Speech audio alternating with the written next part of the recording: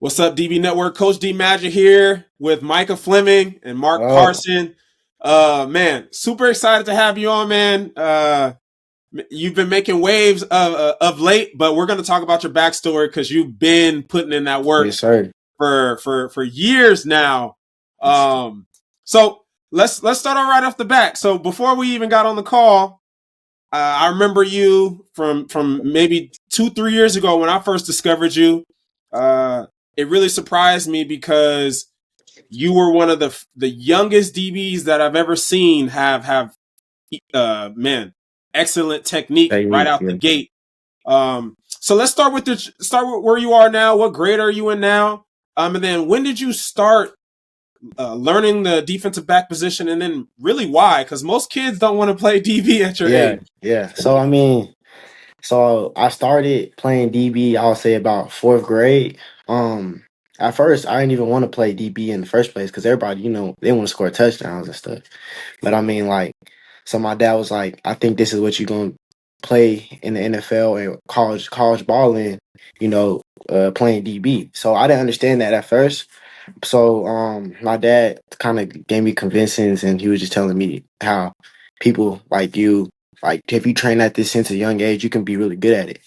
And then uh after like playing DB for a while, I learned how to like master it, and I've been doing it since like all my life.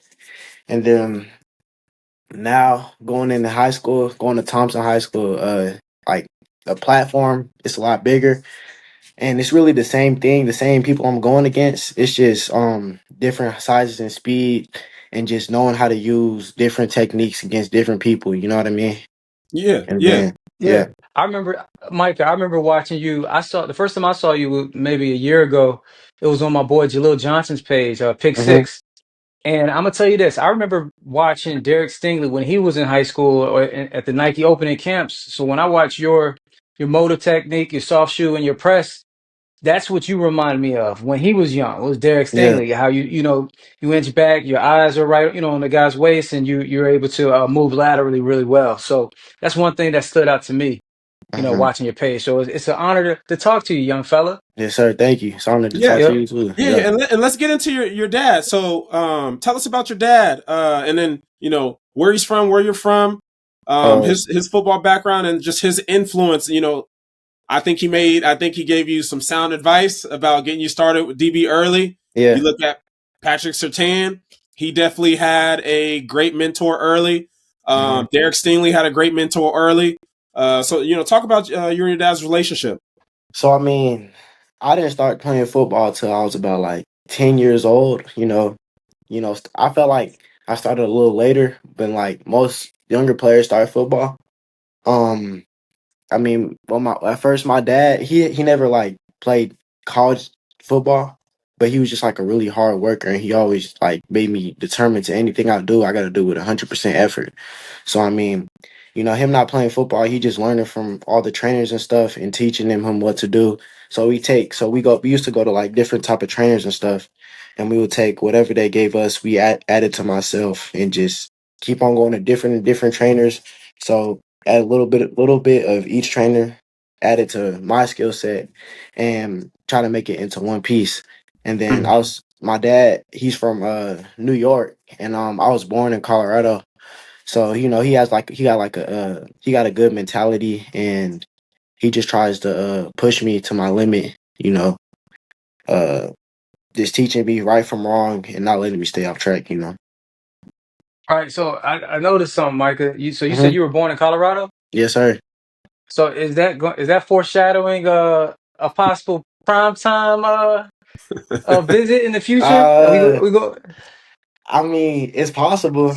I talked to see you a little bit, but they haven't really heavily recruited me yet. So it's possible for me to go there. I don't despise them, but I like how what they doing up there. Yeah. That's right. No, no. I'm gonna say this. So I'm doing my research on you. What Uh-huh. grade are you in? I'm in 10th grade. So you're in 10th grade, and I heard something about the crazy speed. Since we're Hmm. talking about prime time, they allegedly they said he ran a 4.1 at the NFL Combine Yeah. back in his day. So you're in 10th grade. I heard that you got some wheels, man. So can you talk a little bit about that? Matter of fact, they said correct me if I'm wrong. Did they said that he was the fastest high high school football player in the country? I I feel like I know I'm the fastest high school football player in the country. I know I am. I mean, uh, if you just look at my track times, it'll show it. And then only like people that beat me is real track people. So, but if I'm racing any football type of people, oh, I'm desperate. You know what I mean? Hmm. So what was your you ran the 60, 100? What are your times? I ran the 60. My first 100-meter race is coming up soon. Okay, but in the 60 I ran like 6'9", 6'9" almost 6'8", but that was like Nice. one of the fastest sophomore times in the country. So yeah, You yeah. said like and I was talking to Micah. I said, look, man, we need to send that to every college football program, man. You got hmm some wheels early on. And so my question to you is, all right, so how did you get this fast, man? Was your I dad, your mom in track, or what? You just come I natural? you know my dad was an athlete. You know, he was like a great athlete. He didn't. I mean, he didn't play sports. I mean, he played sports in high school, but not D1. But I think it's just I've been training my whole life, and if you train your whole life, sometimes every little thing is gonna start to catch up. I don't have no choice but to be fast when doing all this stuff for so long. Yeah.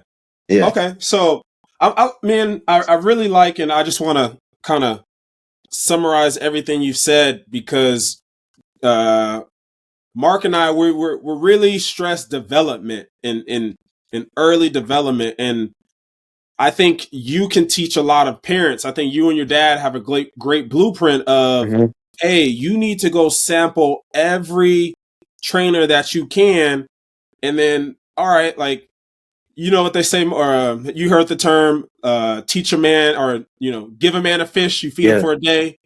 Teach a Hmm. man a fish, you feed him. So like Yep. you just going to one trainer and then just leaving it on the trainer to keep feeding you versus you taking it and taking it from here, taking it from here. Now you and your dad can feed yourself. That's one thing that I think every parent and athlete duo needs to be able to understand is that it is a team. You guys are a team, and Mark talks about having a team around you as much as possible. And then, like you said, if you start early and you're really putting in the work, it's gonna pay off, and it's paying Yeah. off for you, and it's paying off for you hmm early. So, going back to me seeing you, I knew you had the talent, and I just wanted to see when the rest of the world was gonna take notice. But man, after you posted that time, I was so happy to see it, and it seemed like your recruiting literally took It off blew up. Yeah. that same day. So, can you talk about? Can you talk about once that time hit the internet, how things changed for you? So, I mean, after that track meet, I knew everything was going to change because before I ran track the year before, I ran like a okay time, but it was a good time for a freshman. But this year, running the 60, the coaches really they seen how the potential of speed I can run in the 60, and then you know how a 60 is kind of basically a 40-meter race, so it kind of really equals out, And then I would say like all the coaches they just started DMing me and saying like what was your time and stuff, and asking where you from and what position and all that, and then you know it was like trying to invite me to camps, and some coaches offered me, and then just trying to build a relationship with me. Yeah. Yeah. Yeah. So, because speaking of that time, you said something there, Mike. You said 60 is basically like the 40. hmm A little birdie told me you're a sophomore running a 4.3. Did I hear that correctly? Yes, sir. Sweet. Hey, so look, let me tell you something, bro.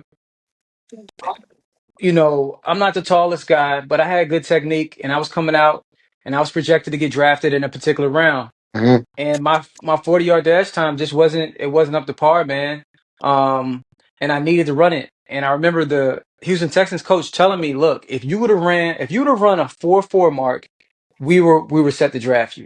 And there's a lot of variables that can happen, but still, that's one of the biggest reasons why I didn't get drafted. Me watching your tape and your film, you got the attitude, you got the technique, and then you got the speed, man. I think you remind me of Jabbar Muhammad.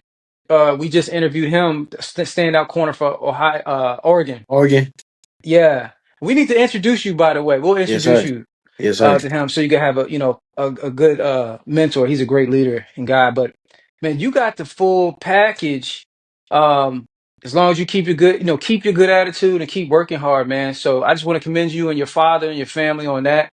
And man, I'm thinking you may be able to bust a 4.2 by that senior year. But What's shoot, the I'm about to goal? break the record by the time I get there. That's what I'm talking about. I love the confidence, and he got the confidence, D. Yeah, I mean, and we talk about this all the time. We talk to different DBs and different levels, and confidence is the number one thing. So I want to talk about your most recent visit. You visited North Carolina, which is going through a complete makeover. You got Bill Belichick, you got his son there, Yeah. and you got Coach Mondo, who came over from that Washington staff. So tell us about that visit, and I want to know, like, what does the name Bill Belichick mean to you and your generation? Because to Mark and I, when I think of Bill Belichick, I think of the greatest, Coach if Evan. not one of, if not the greatest defensive mind in all of football. But you're a lot younger than us, so you may not have been around when he was winning all those Super Bowls. So what does that name mean to you? Are you familiar with his history? I mean, I'm definitely familiar with Coach Bill Belichick for sure. I mean, it's not like I never known about him. I was younger when the Super Bowls was happening, but I know who he is. And then when I went to the practice facility, I was like, the first thing I noticed, like, no numbers on their jersey. I was like, what the, because most colleges got jersey numbers. I was like confused, and then so Mondo, he started talking to me. He was saying like how everybody, they don't have like a specific starting role. You got to earn your spot depending on, it don't matter what you did last year. This year is what you do now.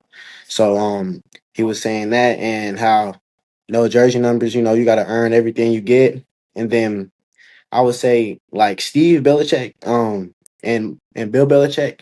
I know like their player development. He was talking to me and everybody else how, they're gonna put the best 11 players on the field.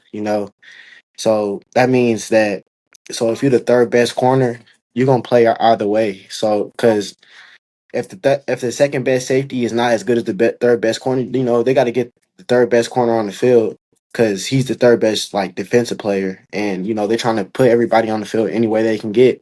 So really, it's just trying to implement everybody on all the best players on the field and implement them in a way where they can make plays on the field. And I really then, like that because a mhm, lot of teams aren't run that way. And mhm, Mark, you can talk about it. Man, your second safety could be cheese, Hmm. but your third corner, he can't really get in the game unless somebody gets beat on the yeah, edges. So I mhm, really like that. And talk about the visit more in terms of the campus, and oh what shoot. was your initial feel leaving that visit, versus, I guess, the going into it. I mean, going into it, I knew that they was gonna have a nice facility, but when I really got there, it was real nice. Like the whole entire facility, it was all top notch, and the locker room was connected to the main stadium. You could walk right to the field if you wanted to. Also they had like a cool thing where uh their field is always open, so like you can get recovery, all that anytime you wanted to and stuff. And then what else? Yeah, just I don't know. The coaches, they just like a good people, and they just trying to get the best out of you. Hey, D, is Dre Bly working there? Nah, Remember Dre Bly? I think he left. Uh, Okay, I thought he just got I thought he just got the job. no, Dre Bly was there, but nah, it's Coach Armand Yep. Hawkins, right? Yes, sir. Yeah, and so he's a younger guy. We're gonna have him on our show next week after spring ball. So can you talk about just who's recruiting you and what you're looking for in terms of your recruitment? Are you a player that wants to say, "Hey, I'm blessed to have my 40th offer"? on Instagram, No. or are you someone who knows what you want, know what you want to get yourself into, and you're just you're waiting for that right fit? So I would say I don't really care. Like for recruitment wise, like I don't care how many offers I got. I mean, I care like where I want to go, but it doesn't matter to me. None of that. I just want to go to the school I want to go to because in the long run, you only get to go to one school. Um, and then so building off of that, I would say like wait, what was the other question? Oh no, it's just what are you looking for in today's world of Oh, NIL? You can transfer wherever you want. right. Bill Belichick, it's not like he's ever had the reputation of running an easy program where things things are going to be easy. Like when I think of Bill Belichick, I think of, hey, you're going to have to grind even for the number on your practice jersey. Yeah. So, how does something like that? How do you view something like that? Or are you looking to kind of keep your recruitment open? For different opportunities that may not have come yet. Yeah, I mean, I would say most most like important thing is player development. I want to be the best player I can be, so I can get ready for the draft. Because I know I'm going to be one of them type of players going into the draft. And then what else? I mean, I know NIL and stuff is like high now, but I mean, I take it and consider it, but I know depending on the coaches and how much they like love me and support me and stuff, I know that the top player that they're gonna get me on the field, and I want to have a fair shot of playing wherever I go. And I feel like UNC just gives me like a place to really showcase my abilities without any favoritism or none of that. And how they're gonna operate. Bet, Right. bet. Go ahead, I Mark. want to add. Yeah, I want to add to that. Um, I totally agree with you, Micah. So Bill Belichick, I've had some friends, Mm-hmm. former teammates who played with him in the Patriots, and that's where you want to be coached. I think the Georgia coach said it the other day. A lot of guys nowadays in this generation get offended when they're getting coached. But here's the thing, man, go through the hard times now. Like build resilience, build toughness, mental toughness. And it's going to help you later in life. Especially like, look, NIL, get the money, right? Get money, Yeah, but you want to go somewhere that's going to develop you, because now you're looking at corners getting $100 million contracts in the league. yeah, yes, So $1 million would be great. I'm not saying that to get the money in NIL, but think long term. Think yeah, every for day is an sure. investment. So I like your personality and confidence and your mindset, because I will say this. I don't know what he's going to do, what Coach Belichick is going to do at UNC, but I know what he's done, and he's going to develop you, man. So I'm excited for you. Mm-hmm. Yeah. So yeah. Let's talk about. Let's wrap it up with a couple more questions. So my last question is, what are what are your goals for this next season? And then who would you say you model your game around? Because Mark said he sees a lot of Stingley in you. So who do you look at in this year's? In this generation's group of defensive backs, where you say, I try to model my game around that guy. So I mean, as far as the type of DB, I feel like I can see myself like Jair Alexander. I mean, I feel like I Okay. got the different that mindset where like I don't care who I'm going against. I know I'm going to like dominate you. You know what I mean?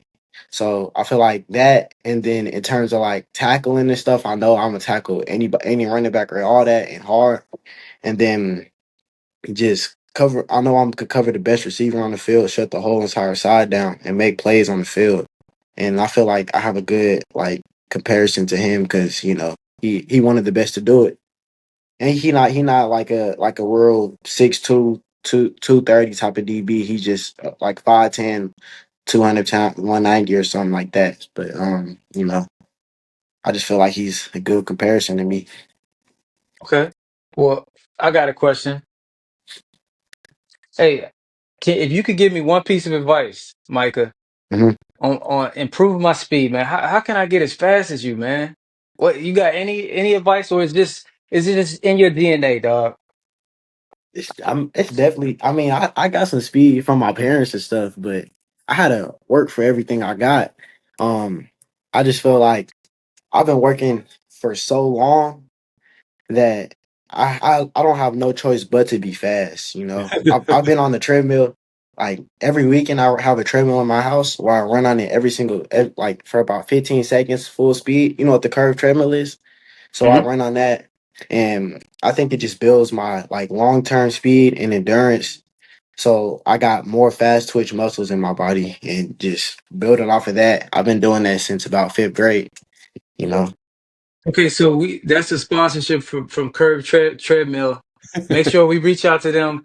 If you want to be as fast as Micah Fleming, that hey, run you better get curved that in the treadmill. crib, right? Yes, sir. All right.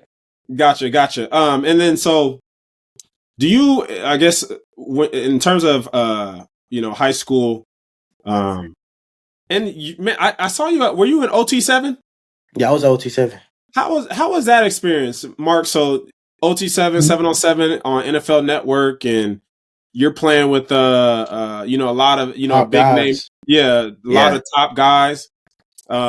So how was that experience? And then how do you how do you go into 7 on 7 versus how versus a different football? I mean a tackle football game. Mhm. How's that the same or different Yeah. for you? Can you compare the two experiences? So I mean, like 7 on 7 is good, but like it don't has all the aspects of a real football game. You know what I mean? Like Mm-hmm. in a real football game, you're not gonna have that much time. You know, you might have D line getting pressure on them and stuff. But I mean, it gets your like covering abilities better because if you give the receiver more time and he gets more space and like just like you can do all these different crazy type of routes. It's gonna better yourself as a player doing 7 on 7. But I mean, in terms of real football, you got like coverages and all that, and you actually been with this team playing for 3 to 4 years. You have game plans, schemes, watching film, and all that.